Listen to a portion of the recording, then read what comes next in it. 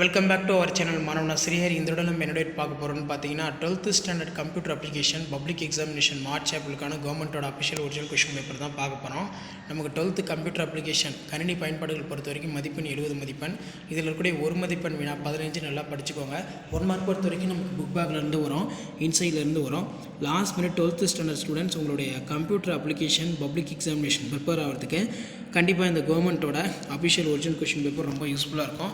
So மறக்காத video ஃப்ரெண்ட்ஸுக்கு share பண்ணுங்கள். மாணவன் ஆசிரியர் யூடியூப் சேனல் சப்ஸ்கிரைப் பண்ணி கீழே இருக்கிற பெல் ஐக்கனை ப்ரெஸ் பண்ணி ஆன் வைங்க.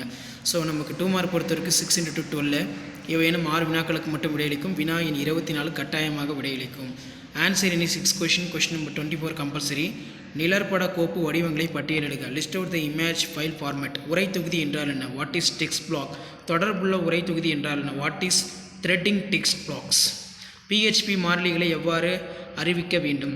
How to declare the variables in PHP? மடக்கு கட்டமைப்பு வரையறுக்கும். Looping structure.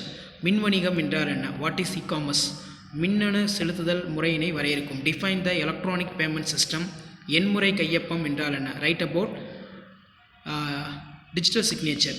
அடுத்து 6 × 3 18 33 கம்பல்சரி. அணிகளை பற்றி குறிப்பு வரைக. Write the short note of array.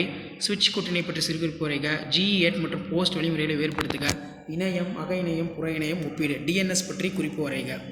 அடுத்து பார்த்தீங்கன்னா நமக்கு ஃபைபர் ஆப்டிக் கேபிள் வகைகள், சமூக தொழில்நுட்ப மாற்றங்களுக்கு மின்வணிகம் எவ்வாறு தொடர்புடையது, EDA அடுக்குகளை பட்டியலிடு, மொபைல் வலையமைப்பின் 3 அம்சங்களை பட்டியலிடுக.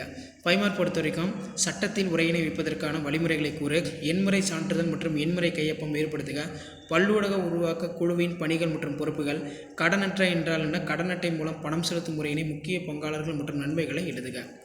அடுத்து பார்த்தீங்கன்னா மின் வணிகத்தின் வளர்ச்சி பற்றி எழுதுக. List out the basic concept, ER model, suitable example. Write about development of growth, electronic, e-commerce. PHP இயக்கங்களை எடுத்துக்காட்டுடன் விளக்குக. DNS கூறுகளை சுருக்கமாக வெறி. இதில் பார்த்தீங்கன்னா ஃபார் ஈச் மடக்கை கேட்டிருக்காங்க.